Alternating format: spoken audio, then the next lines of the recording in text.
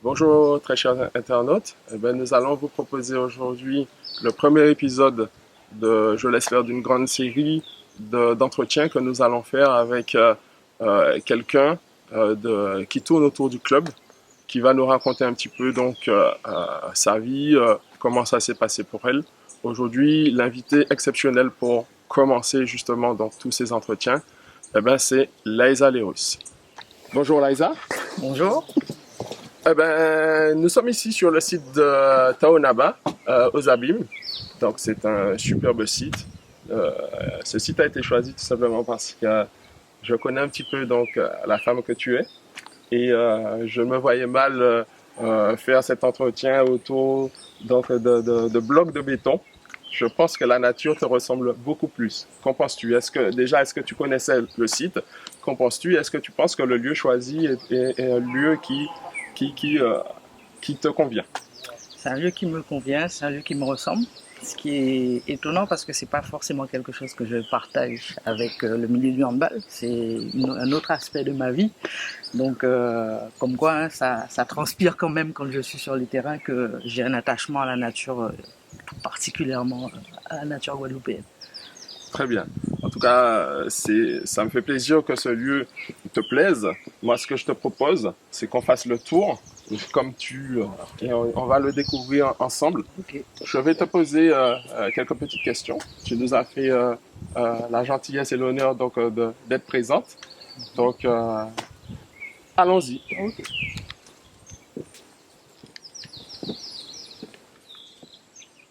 Donc, Laïsa, la première question, je vais te demander de te présenter auprès de nos internautes. Euh, donc, présente-toi s'il te plaît.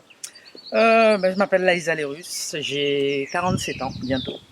Et voilà, je suis né en Guadeloupe. Je suis né dans la ville des Abîmes. J'ai grandi à moitié aux Abîmes, à moitié dans les Grands Fonds de Sainte-Anne. Donc ma famille oui, à l'origine est de la section Papin aux Abîmes. Et ma grand-mère habitait à Providence, donc c'est là que j'ai passé mes vacances avec mes cousins, cousines, tantes, etc. Et moi personnellement, j'ai grandi dans les Grands Fonds, à quelques kilomètres de Papin, donc ça change pas vraiment en termes d'environnement. Et donc voilà, c'est à peu près ce que je peux dire Très pour bien. commencer. Et est-ce que tu peux nous parler de ton enfance? Euh, Ouais, une enfance normale pour l'époque. Hein. Comme je dis, je suis allé à l'école à Anctil, ensuite au collège du Rézé, pour finir au jardin d'essai et Bainbridge. Donc après, c'était aller à l'école, c'était les vacances passées, comme je disais, en famille chez mes grands-parents. Et puis voilà, mais une enfance proche de la nature, parce qu'à l'époque, il y avait encore les possibilités d'aller courir en Babouala. Donc voilà, donc on se promenait, on était toujours dehors. Donc j'ai la chance, je mesure aujourd'hui la chance que j'ai d'avoir pu vivre une enfance comme ça, parce que c'est vrai que pour les enfants d'aujourd'hui, c'est un petit peu plus compliqué d'être proche de la nature. Mais bon, voilà, une enfance normale, heureuse, pleine de découvertes. Et puis après, le handball a fait son apparition. Et voilà. Très bien.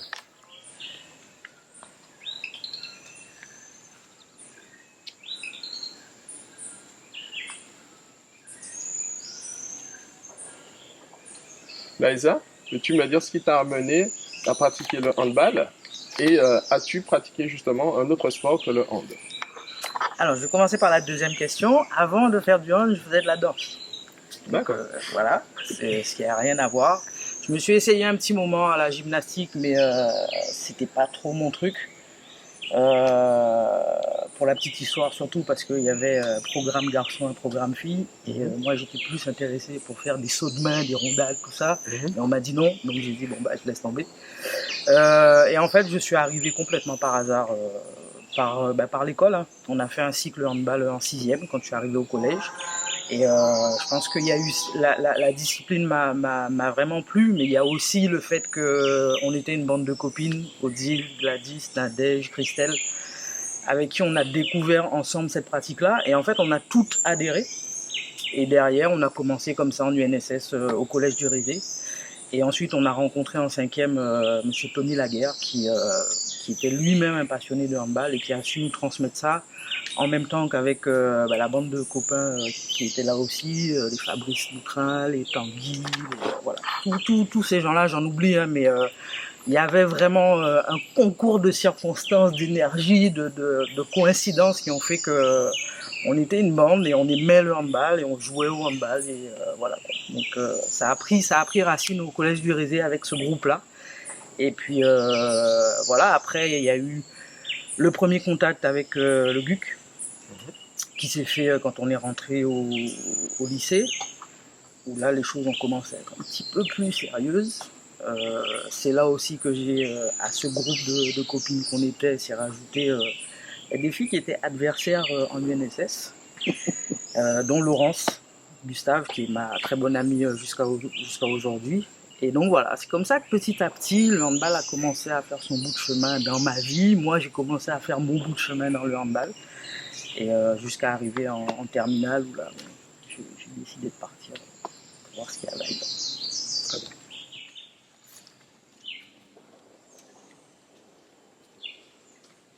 Alors, Liza, est-ce que tu peux nous expliquer maintenant comment ça s'est passé, donc ton départ de la Guadeloupe pour la métropole, pour aller pratiquer justement donc, ce sport, le handball que tu aimes tant? Alors, ce qu'il faut savoir, c'est que le deal, c'était que je partais effectivement pour faire du handball, mais pas que.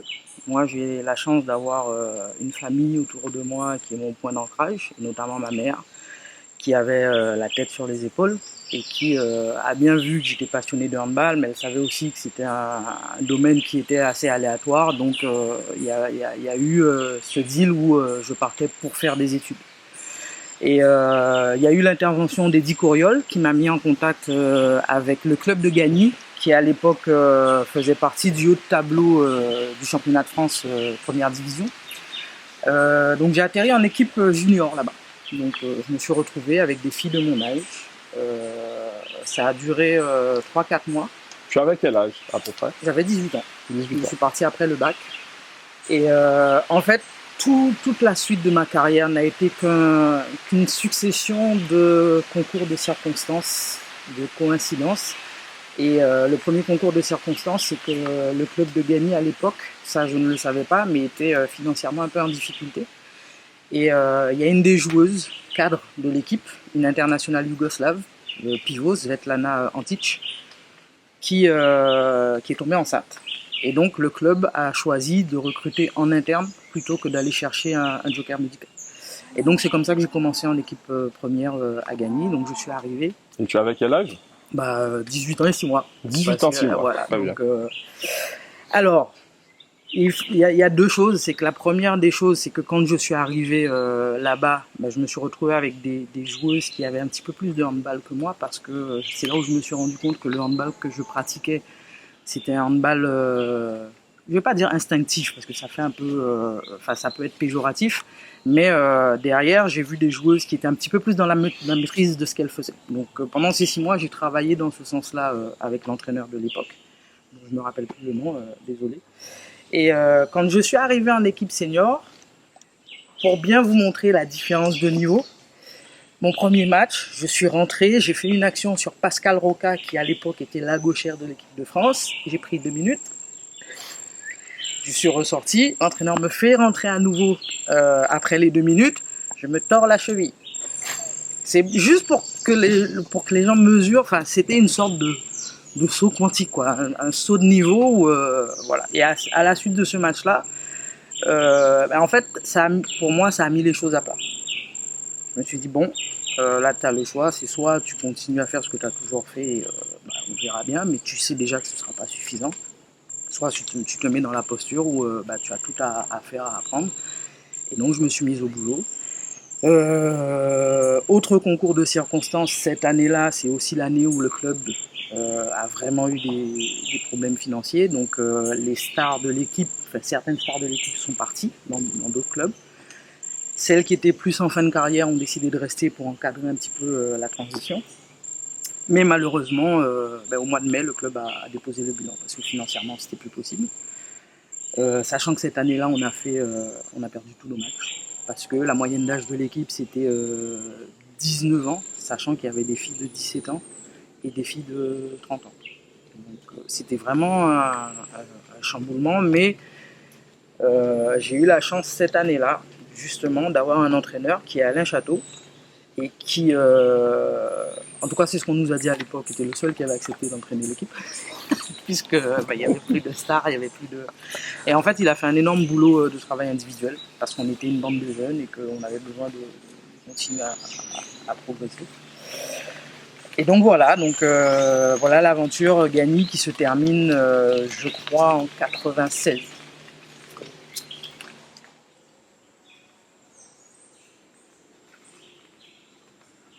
Donc Liza, tu viens de nous parler donc de ton expérience, ta première expérience en métropole donc de Gagny. Peux-tu nous parler justement donc de la suite? Alors, du coup, après Gagny, bon, moi j'avais fait mon petit bonhomme de chemin, mais voilà, pour moi c'était la fin de l'aventure. En plus, j'étais en même temps engagé pour passer des concours pour devenir kiné. Donc moi je me suis dit bon ben voilà, c'est fini, je me concentre sur mes études de kiné et puis on n'en parle plus quoi. Et en fait, à encore un concours de circonstances, je jouais à Gagny avec deux joueuses qui étaient en équipe de France Espoir, donc Christelle Joseph Mathieu et Gaëlle Debat, qui elles ont été recrutées par le club d'ici les Moulineaux. Et quand elles ont eu leur entretien, en fait, elles ont discuté avec l'entraîneur et elles lui ont dit mais on a une coéquipière actuellement à Gagny, à mon avis, ça pourrait être intéressant. Donc, en sortant de l'entretien, elle m'appelle, elle me demande est-ce que tu es intéressé? Je lui dis bah oui, pourquoi pas. Et voilà, c'est comme ça que c'est parti sur ici les Moulineaux. Où là aussi, alors je suivais un petit peu ces joueuses qui étaient à Gagny, les stars, il faut que je les nomme. Il y avait Carole Desmocrites, il y avait Meshuela Servier, c'était des grands noms du handball à l'époque. C'était vraiment les fers de lance du handball féminin. Et donc elles avaient atterri à ici les Moulineaux. Et l'année où je suis arrivé à ici les Moulineaux, elles sont parties. Donc voilà. Donc il y a eu à nouveau cette arrivée dans un club qui était en pleine restructuration. Mais il faut croire que c'était ce qui me convenait parce que du coup, on a recommencé avec une équipe de joueuses qui avaient, je ne veux pas dire tout à apprendre, mais qui n'avaient pas forcément encore le niveau de la première division. Et moi, ça me convenait totalement. Donc voilà, je me retrouve ici les Moulineaux avec des joueuses qui me ressemblent, des joueuses avec qui l'ambiance a été extraordinaire. J'ai découvert la vie avec ces filles-là, j'ai Sylvaine, Claudine, Alex, enfin toutes ces joueuses qui m'ont fait grandir, parce qu'à l'époque j'avais 21 ans.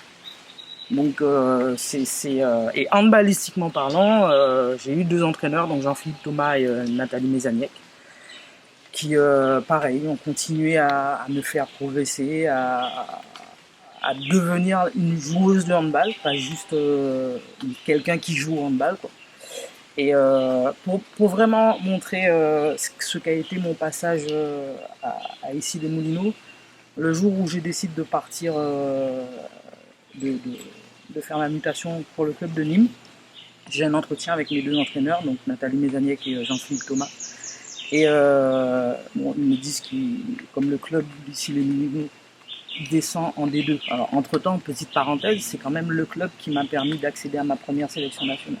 Donc après ma première année, je fais ma première sélection au Jeux méditerranéens de Bari.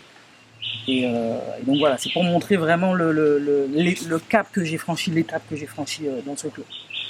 Et donc pour revenir à cet entretien de fin de saison, avant que je ne parte à Nîmes, mes entraîneurs m'ont dit « Liza, notre objectif avec toi, c'était de faire en sorte que même quand tu n'es pas bonne, il y a un niveau en deçà duquel tu ne descendras jamais. » Et jusqu'à aujourd'hui, c'est quelque chose qui m'a marqué parce que au départ, j'étais un peu mal à l'aise parce qu'en fait, je me suis rendu compte qu'ils avaient une intention, qu'ils avaient des objectifs par rapport à moi dont j'étais pas du tout au courant. Donc, je me suis dit, mais et moi dans tout ça? Et ce n'est que maintenant que je suis entraîneur que je comprends pourquoi c'était nécessaire à ce moment-là et ce qui me manquait à ce moment-là. Et c'est extraordinaire parce qu'aujourd'hui, en tant qu'entraîneur, je puise dans tout ce que ces entraîneurs m'ont amené.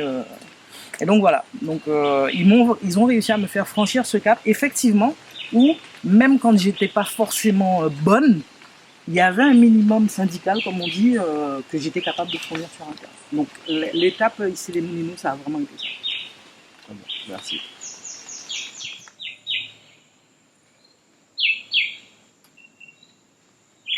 Donc pour continuer, Liza, peux-tu nous parler donc du club de Nîmes et de ta première sélection? Déjà, ta première sélection, comment tu l'as vécue en équipe de France et du reste des sélections? Alors la première sélection, je disais, c'était en 97 avec Carole Martin. On était parti pour les Jeux méditerranéens à Bari en Italie. Donc voilà, c'était ma première expérience du niveau international. Et alors, les Jeux méditerranéens en eux-mêmes, c'est un petit peu flou. Je me rappelle simplement avoir un petit peu quand même cette sensation d'être un petit peu à côté de la plaque parce que je me retrouve avec des joueuses qui sont dans le cursus international qui ont fait France Espoir, France Jeune, donc, mais sans que ce soit si important que ça. Donc tu nous confirmes que toi, tu n'as pas eu ce parcours France Absolument Espoir, pas. France Jeune? Absolument pas. Ça n'existait pas en Guadeloupe. En Guadeloupe. Voilà. Je crois, je ne veux pas dire de bêtises, mais je crois qu'à l'époque, il y avait peut-être une sport-études à Trois-Rivières, avec M. Malinure et Madame... Bon, c'est pas grave. Bref, ça va me revenir. Mais non, il n'y avait pas de filière de haut niveau, en tout cas pour moi, à suivre. Alors, c'est pas tout à fait vrai, parce que j'ai quand même pu... Alors ça, on va faire un petit retour en arrière du coup. L'année où j'étais en première, donc l'année avant que je parte, j'avais 17 ans, il y avait un stage, ce qu'on appelait les stages de demi-zone. Et il y a une joueuse qui était dans la bonne année d'âge qui aurait dû partir. Et au final, il y a eu, je crois que c'est Agnès, c'est ce qu'elle s'appelle. Et au final, elle n'a pas pu y aller. Et au dernier moment, Eddie Courriol, encore lui, a dit mais il y a une joueuse qui est passée au travers parce que elle n'était pas là dans la session d'avant, elle ne sera pas là parce qu'elle a un an de trop. Donc est-ce que ça vous intéresse de la prendre? Donc j'ai été prise en stage de demi-zone à Chartres. Donc je suis revenu, j'ai dit que j'arrêtais de revenir. Heureusement que tu ne l'as pas fait. Heureusement que ma mère m'a dit négatif. Ah ben merci. Voilà. Merci à ta maman. Elle m'a dit non, c'est pas la première difficulté qu'on arrête. Tu vas continuer à bosser, tu fais du handball, tu verras bien où ça te met. Mais j'avoue là encore que c'était une marche qui était très très très haute à franchir. Je l'ai franchi petit à petit par la suite. Et donc suite aux Jeux méditerranéens, cette année-là, l'équipe de France s'était qualifiée pour faire le mondial A. Et donc j'ai fait toute la préparation. Mais au final, je ne suis pas parti au mondial A, je crois que c'était au mois de décembre. Mais bon, voilà, ça a été un petit peu le début de l'aventure avec Carole Martin sur les 6 premiers mois. Ensuite, Olivier Cambol est arrivé, c'est lui qui a repris l'équipe de France derrière. Et j'ai continué à faire mon petit bonhomme de chemin. En équipe de France, j'étais du fait de mon parcours, je suppose, la joueuse un peu atypique. On présentait un petit peu comme le Joker. Est-ce que tu peux nous parler justement du poste? Alors, j'avais pas de poste.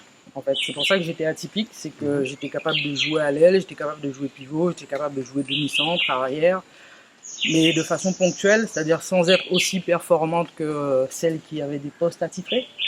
Mais je pouvais dépanner ou faire de temps en temps la différence. Mais avec du recul, c'est cette polyvalence qui m'a permis d'avoir une place en équipe de France.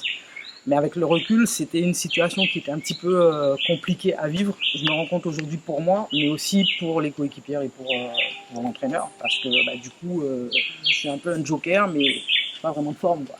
Donc, c'est pas que j'étais un électron libre, mais voilà, c'est ce profil atypique qui m'a suivi un petit peu tout au long de ma carrière. Mais bon, que je revendique aujourd'hui parce que ce profil atypique, il est né en Guadeloupe. Il est né par la formation que j'ai reçue au BUC avec Rosan Magnico, qui avait une manière bien à lui d'entraîner, où il nous mettait dans des situations et c'était à nous de trouver des solutions. Alors bien sûr, il était là pour assister, pour encadrer, mais moi un jour j'ai eu une discussion avec lui, il m'a dit, moi mon objectif c'est que vous soyez capable d'apprendre. Pas que vous soyez capable, je ne vais pas vous apprendre quelque chose, tu dois faire ça, ça, ça. Dans une situation, qu'est-ce que vous mettez en place comme mécanisme pour pouvoir apprendre par vous-même par rapport à la situation. Et ça, je lui donne un grand merci parce que c'est pas facile à faire déjà, parce que ça veut dire qu'il faut lâcher le contrôle sur l'entraînement à un moment donné. Et derrière, ça m'a permis effectivement de me sortir de pas mal de situations où c'était à moi de faire les efforts parce que les autres étaient déjà ailleurs et que c'était à moi de me faire ma petite place en équipe de France.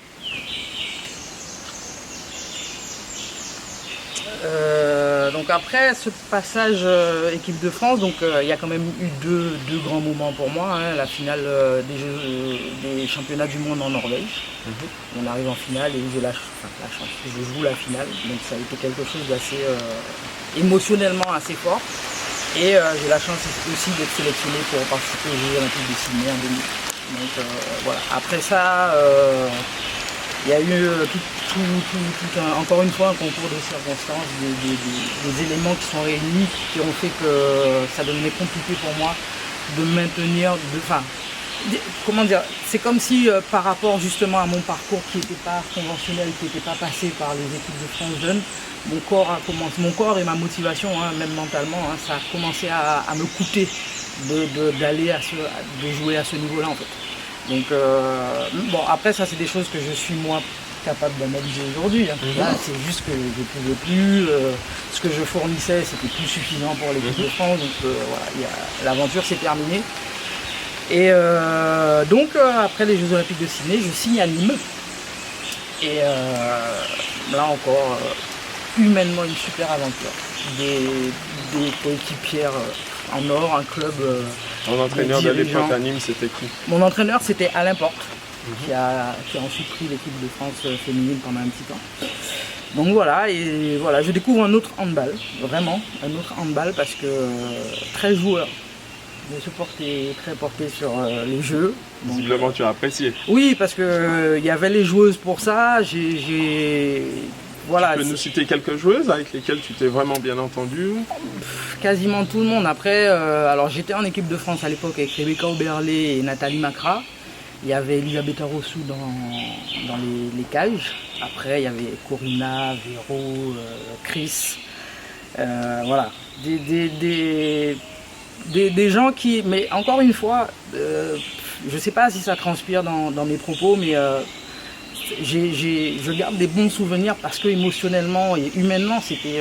Oui, ça transpire dans tes propos. Voilà, c'était extraordinaire de faire du handball dans ce contexte-là. C'était pas un handball performance, mais il n'empêche qu'on a réussi quand même à faire de la performance parce que le HBCN, c'est le premier club féminin à avoir remporté une Coupe d'Europe. Donc tout ça c'est à transpirer sur le terrain et voilà. Et c'est pour ça que bon, moi on parle de handball, souvent je discute avec mon père et je dis le handball a été le prétexte pour moi de vivre surtout une aventure humaine. C'est des titres au jour d'aujourd'hui, il me reste des flashs, mais c'est des flashs avec des coéquipières, avec des supporters, avec des dirigeants. C'est vraiment la notion de titre même, elle s'efface complètement par rapport aux souvenirs que j'ai dans la tête, quoi. Donc voilà. Donc voilà, Nîmes ça a été ça. Et tu es resté combien de temps à Nîmes? Je suis resté 2 ans à Nîmes. Ce dont je vous parlais tout à l'heure par rapport à l'équipe de France, c'est-à-dire cette fatigue physique, parce qu'en plus j'ai un jeu qui est très de contact. Donc j'ai commencé à avoir mal aux genoux, j'ai commencé à avoir voilà, ça devenait compliqué pour moi de me maintenir à ce niveau-là. Donc la deuxième année, j'ai décidé d'arrêter. Je me suis dit, je peux plus. Jouer le samedi et ne pouvoir me réentraîner que le mardi ou le mercredi parce que j'ai mal aux genoux, qu'il faut faire des soins, tout ça, je me suis dit bon j'arrête. J'ai repris brièvement une demi-saison au Havre où jouait ma soeur parce qu'ils avaient besoin pareil d'un joker médical, donc je suis allé finir la saison 2003-2004 là-bas et ensuite je suis rentré. Laïsa, peux-tu nous dire combien de temps tu es resté en métropole, la durée de ta carrière? Et également, donc, comment s'est passé ton retour en Guadeloupe et tes expériences en club en Guadeloupe, si tu en as eu? Alors, je suis resté en France de 1993 à 2004. Donc, ça fait 11 ans. Et au moment où je rentre, donc du coup, ça fait que j'ai passé un tiers de ma vie là-bas. Donc voilà, je joue au handball pour l'essentiel. Je rentre parce que moi je suis en fin de carrière, ma soeur part du club du Havre, donc voilà, la petite aventure se termine et je rentre parce que j'ai rien à faire en France, j'ai pas d'objectif là-bas, donc je rentre chez moi. Donc j'arrive, je suis à la recherche d'un emploi, donc je prospecte un petit peu à droite et à gauche. Je reprends contact avec la famille, notamment Thierry Orfèvre, qui est le frère de mon beau-frère et qui entraîne l'intrépide de Saint-Anne à ce moment-là. Donc, en attendant de repartir, enfin de trouver du travail et éventuellement de repartir, si jamais je ne trouve pas ici, je prends une licence dans le club de l'Intrépide. Et en fait, voilà, les choses se mettent en place avec une équipe qui est déjà championne de la Guadeloupe depuis de nombreuses années, un entraîneur qui a une expérience et que j'ai connu moi quand j'étais à l'époque au BUC avant de partir en France, donc Thierry Orfèvre. Et puis la ville de Sainte-Anne avec à sa tête un maire qui est passionné de handball. Donc encore une fois, un concours de circonstances qui fait que la mayonnaise prend, les choses avancent. Et puis ce club de l'Intrépide avec des joueuses qui sont prêtes à franchir un cap, notamment vers le national. Et donc cette première année, on apprend à se connaître, on se construit en tant qu'équipe. Donc avec des hauts et des bas, le championnat de la Guadeloupe plutôt, je ne veux pas dire facile, mais on arrive à progresser et à faire en sorte que là où il y avait des incertitudes, notamment avec le club de l'Étoile, où c'était un petit peu à couteau tiré, ben nous on arrive à détacher un petit peu notre jeu du lot. On est en confrontation cette année-là avec la Martinique parce que c'est la première année du championnat anti. Donc là on perd des matchs, mais tout en ayant conscience que ces matchs-là vont nous servir par rapport à l'objectif d'élever le niveau de jeu, quoi. Donc on perd en championnat anti, mais à la fin de parce que cette année-là, le championnat anti, comme c'était une première édition, il n'y avait pas de qualification pour une compétition en particulier. Par contre, il y avait le championnat anti-Guyane, l'opposition entre Guadeloupe et Martinique, parce qu'à l'époque, les deux équipes n'allaient pas faire les finalités nationales, c'était l'équipe vainqueur en fait. Et donc on va en Martinique et on gagne. Donc on se qualifie pour le championnat de France National 2. Et là-bas, pareil. Sur cette lancée-là, avec des filles motivées, des filles appliquées, un entraîneur qui a de l'expérience, moi qui viens rajouter ma touche par rapport à la connaissance que j'ai du jeu là-bas, on finit championne de France National 2 cette année-là. Donc j'ai oublié de dire les moyens qui sont mis aussi, parce qu'il faut pouvoir organiser, aller là-bas. Donc voilà, donc cette première année à l'Intrépide où on apprend à se connaître, mais là encore en concours de circonstances avec des joueuses et l'émotion qui est au bout du compte. Parce que l'enjeu enfin moi en tout cas a posteriori quand j'analyse ça, l'enjeu c'était de faire voir, enfin découvrir, c'est pas moi, hein, mais de découvrir ensemble des possibilités qu'on n'imaginait pas en fait. C'est-à-dire, c'est quand on voit ce qu'on est capable de faire après qu'on se dit mais tiens, je suis capable de faire ça. Et en général ça se fait par rapport à d'autres personnes qui ont vécu autre chose et qui disent mais il n'y a aucune raison, voilà, ouais. Juste ouvrir cette possibilité là. Après les gens veulent ou ne veulent pas, ça arrive aussi, donc on rencontre des gens qui ne veulent pas, donc ça c'est pas, je suis pas une sorte de gourou du haut niveau, au contraire je suis même plutôt du style quand je vois a posteriori tous les gens qui ont pris le temps de me former quand j'étais plus jeune, alors que j'étais pas encore une bonne joueuse, moi je suis plutôt du style à dire on prend le temps avec qui veut bien travailler. Et donc voilà, l'aventure avec l'Intrépide qui se poursuit l'année d'après avec Olivier Orfèvre, donc le frère de Thierry Orfèvre, qui est mon beau-frère, qui par un concours de circonstances, encore une fois, arrive en tant qu'entraîneur de l'Intrépide. Et là, pareil, fait encore prendre une autre dimension. Avec Olivier Orfèvre, non seulement je me suis découvert, moi, en tant que joueuse, des facettes de mon jeu que je ne connaissais pas, notamment sur le plan physique.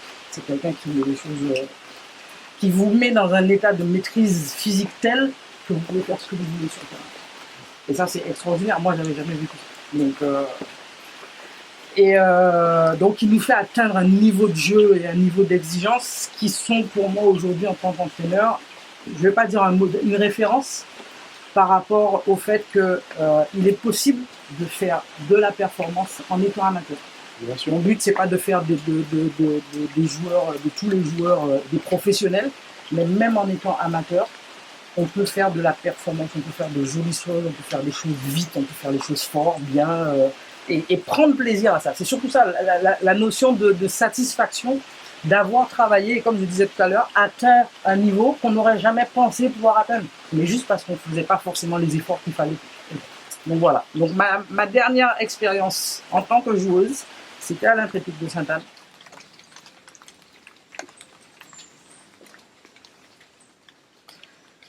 Bon, après, quand j'ai fini ma carrière, j'ai arrêté ma carrière à l'Intrépide de Sainte-Anne. Là encore, une fatigue. C'est-à-dire que la sensation que voilà, le plaisir pris sur le terrain était plus tout à fait le même par rapport à la fatigue physique. Et puis, des jeunes qui arrêtaient pas de courir sur le terrain, des plus jeunes que moi, et à qui, bon, je me suis dit, c'est aussi le moment de leur laisser ouvrir leurs ailes et prendre les responsabilités que moi j'assumais sur le terrain. Donc, pour moi, le moment était bon. Par contre, ce que j'avais pas forcément anticipé, c'est la longue traversée du désert qui a suivi. Je suis resté quasiment 10 ans physiquement à ne plus pouvoir être en contact avec le handball. Et c'est une chose à laquelle on n'est pas préparé. Quand on a fait du handball, que ça a occupé une telle place dans nos vies, aller simplement regarder un match de handball, ça suffit pas. C'est plus frustrant qu'autre chose. Entendre parler de handball, c'est plus frustrant qu'autre chose. Et à côté de ça, j'avais aussi moi besoin de me poser et de regarder tout ce parcours que j'avais fait et de l'analyser, de le comprendre. Parce que je me suis dit, il y a quand même des choses qui sont en train de se passer, notamment je vais revenir sur cette dernière année où quand on a joué en Guadeloupe, je sais plus contre qui c'était, il me semble que c'était l'Étoile, mais où il y avait eu un tel travail de fait qu'on survolait le championnat. Et nous, on était déjà dans la perspective des finalités nationales 1 cette année-là, où on avait eu vent du fait que l'équipe de La Réunion, il y avait 5 ex-internationales. Il y avait Leila Duchman, Stéphanie Ludwig, Nodjalem Miaro, Gaël Piatti, et puis une autre, je ne me rappelle plus le nom. Et donc, nous, on était déjà dans cette perspective-là. Et en fait, il y a eu une sorte de clash le jour de la finale, où on nous a accusé, enfin moi on est venu me dire qu'on avait humilié l'Étoile. Et moi ça m'a marqué parce que moi j'étais sûr que c'était pas l'objectif en fait. Et quand on est allé en France et qu'on a perdu en finale contre la Réunion, après avoir chacune des deux équipes gagné de plus de 10 buts en finale, ça veut dire que ce niveau national 1 on l'avait atteint.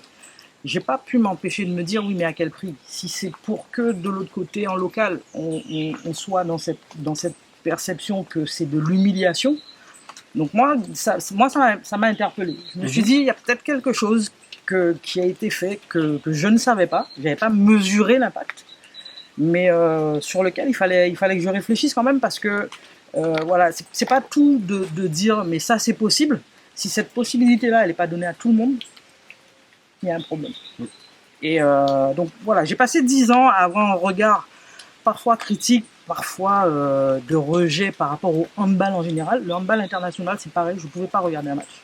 Parce que j'avais cette frustration des choses qui se passaient en moi et où j'avais besoin de régler ça. Et en 2020, ma sœur m'appelle, Laura, donc, qui joue à la JSA. Elle m'appelle et elle me dit « Est-ce que ça te dit d'entraîner l'équipe de la JSA ?» Et à mon grand étonnement personnel, j'ai dit oui, pourquoi pas. Voilà. Et c'est comme ça que l'aventure a commencé avec la JSA, où du coup, le président de la JSA, M. Anguillot, prend contact avec moi. C'est vrai. On se rencontre. Et voilà, l'aventure part parce que l'univers a réussi à me faire dire oui sans que je m'en rende compte. Je remercie l'univers à ce moment-là. Toujours remercier l'univers. Donc Liza, puisque tu l'as amené, en effet, je t'ai contacté il y a un peu plus de 2 ans, donc pour que tu puisses prendre l'équipe des seniors filles en main. Alors, je remercie, comme tu l'as dit, l'univers déjà. Merci à l'univers. Mais qu'est-ce qui t'a amené justement donc à accepter ce poste pour que tu puisses prendre en main justement l'équipe des seniors filles de la JSA. En plus, c'est le club des Abîmes, la ville dans laquelle, je le rappelle, où tu es né. Alors, le fait que ce soit la ville des Abîmes, c'est plutôt un facteur qui est venu valider une décision que j'ai prise à un moment donné. Donc c'est vrai que, bon, on va pas se mentir, hein, la famille a toujours été très importante pour moi tout au long de mon parcours. En général, quand un membre de notre famille fait quelque chose, c'est tout le monde qui fait avec. Donc le fait que Laura ait été là, c'est clair que ça a été, on va dire, allez, 50 à 70% de ma décision. Le fait que ma soeur soit là, bon, c'était pour moi un contexte idéal pour remettre le pied à l'étrier. Après, je me rappelle, après notre discussion, j'ai dit qu'il fallait que je discute avec ma fille, parce que tout au long de ma traversée du désert, il y a quand même une seule rayon de soleil, la venue de ma fille, qui a aussi vécu un peu difficilement cette période d'ermite, hein, parce que vous imaginez grandir avec une maman qui ne fait pas grand chose, qui ne bouge pas beaucoup. Donc tu étais ermite, c'est ça? Oui. Tu es en train de dire que tu étais ermite. J'avoue. Les gens, quand ils ont appris que je revenais au handball, ils ont tous été surpris parce que ça faisait 10 ans que je faisais. Est-ce que tu as reçu des coups de fil, des appels? J'avais reçu des coups de fil jusqu'à ce que je finisse un peu par m'énerver à un moment donné en disant je vais dire non, c'est non. Donc, et moi, j'étais persuadé à l'époque que ce serait toujours non. Donc voilà. Et qu'est-ce qui a fait que cette décision a été prise? Je pense que j'ai commencé à refaire surface par rapport à ma relation au handball, où j'avais une plus grande sérénité. Vraiment, quand Laura m'a posé la question, j'ai dit oui parce que j'étais sereine. J'avais réussi à retrouver cette place où tout va bien. Donc j'avais analysé, j'avais réglé, j'avais soigné, Et donc ma fille me dit oui, vas-y. Parce que bon, elle, ça allait changer aussi des choses pour elle. Il faut savoir qu'aujourd'hui, elle est, je crois qu'elle est encore plus heureuse que moi que j'ai dit oui, parce que elle me voit vibrer comme elle est arrivée après la fin de ma carrière. Donc c'est quelque chose qu'elle ne connaissait pas forcément de sa maman. Donc voilà. Et donc voilà, la discussion avec le président, parce que il a su trouver les mots et qu'on a très vite compris qu'on était sur la même longueur d'onde en termes de philosophie de travail. C'est-à-dire que on travaille, on prend le temps de travailler, on prend le temps de former, on prend le temps d'apporter aux joueuses ce dont elles ont besoin, et on verra le résultat au bout du compte, mais en ayant cette satisfaction d'avoir fait le travail qu'il fallait faire. Donc tout ça a fait que j'ai dit oui. Bon après, le Covid est arrivé, donc ce sont 2 saisons qui sont un petit peu compliquées à gérer en termes d'entraînement, en termes d'effectifs. C'est difficile pour tout le monde. La sérénité dont je parlais, elle est pour moi, pour le moment, j'ai pas encore réussi à l'avoir complètement. Le seul moment où j'ai cette sérénité, c'est quand je suis sur le terrain avec mes joueuses. Me donner un ballon sur le 40-20 avec mes joueuses. Là, je suis sereine en fond. Après, quand on sort de là, c'est un petit peu compliqué, c'est un peu tendu. Mais non, le travail se fait et je suis totalement en accord avec cette décision, c'est-à-dire que j'ai pas de regrets, j'ai pas d'interrogation. Quand je vais à l'entraînement, je ne me pose pas la question. À la fin de ma carrière, c'était un petit peu ça, mais au lieu d'aller à l'entraînement, je préférais faire autre chose. Là, c'est pas du tout le cas. Donc, je suis heureuse. J'arrive dans un club, encore une fois, qui est en train de se structurer. Donc, comme toutes les équipes que j'ai rencontrées quasiment dans ma carrière de joueuse, des équipes qui sont en construction et donc avec qui je vais pouvoir me construire moi aussi. Donc, bon, voilà, il n'y a pas de surprise là-dessus. Hein. Il n'y a pas de hasard, il n'y a pas de surprise. Voilà, c'est la ligne directrice de ma vie. Donc voilà, je suis très bien à la GSA. Dans toute construction, il y a des trucs où on fait mal, donc il faut défaire pour. Mais moi, comme je disais quand j'étais jeune, je kiffe. C'est ce que j'aime, ce truc vivant où l'instabilité, c'est le signe avant-coureur de quelque chose de beau et de solide. Donc Laïsa, c'est le mot de la fin. On arrive au terme donc, de ce petit parcours de santé et de découverte. Déjà, est-ce que tu as apprécié le site je rappelle qu'on est sur le site de Taonaba, donc aux Abîmes. Est-ce que ça te plaît? Est-ce qu'on a bien choisi ce lieu pour pouvoir te poser des questions et découvrir la femme que tu es? Comme je disais au début, le site est bien choisi. Moi qui ai peut-être des croyances très personnelles, un peu philosophiques, enfin, de partage, je suis assez satisfaite d'avoir partagé ces moments de ma vie dans ce cadre-là.